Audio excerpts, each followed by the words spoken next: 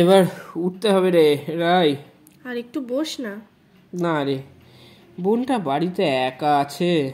চল তাহলে, আবার কবে দেখা হবে আমাদের? যদি দেখা না হয় আর? বিয়ের আগেই বিধবা হয়ে যাবে তোর রাই, খুব কি ভালো লাগবে? আরে সেরকম কিছু বলতে চাইনি। তাহলে পরের রবিবার সকাল সকাল বোনকে নিয়ে সোজা বাড়িতে আসিস। এবার কিন্তু তুই বাড়াবাড়ি করছিস। না হাদু, মা বলেছে। কিন্তু কোনো কিন্তু নয়, মা তার সোনা ছেলেকে নিজের হাতে খাওয়াতে চায়, সাথে তার মিষ্টি মেয়ে রুমিকেও। রাই এখন কে? হিংসে হচ্ছে? না রে, তোদের জন্য চিন্তা হয়, বাবার পর তোর মাও যে এভাবে হঠাৎ।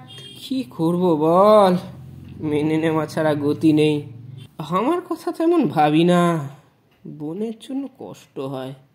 ও যে মাকে ছাড়া। আমি যদি ওর মা হই? আমিও তোর বাবাই, বল। চোখের জল মোছ, বাড়ি পৌঁছে ফোন করিস। আসছি রে, ভালো থাকিস। কিশোরের জন্য রাইয়ের ভীষণ কষ্ট হয়। দুই ভাই বোনের কথা ভাবলেই চোখে জল এসে পড়ে। যৌবনের প্রারম্ভেই বাঁচার জন্য সংগ্রাম শুরু করতে হয়েছে পিতৃমাতৃহীন ছেলেটাকে।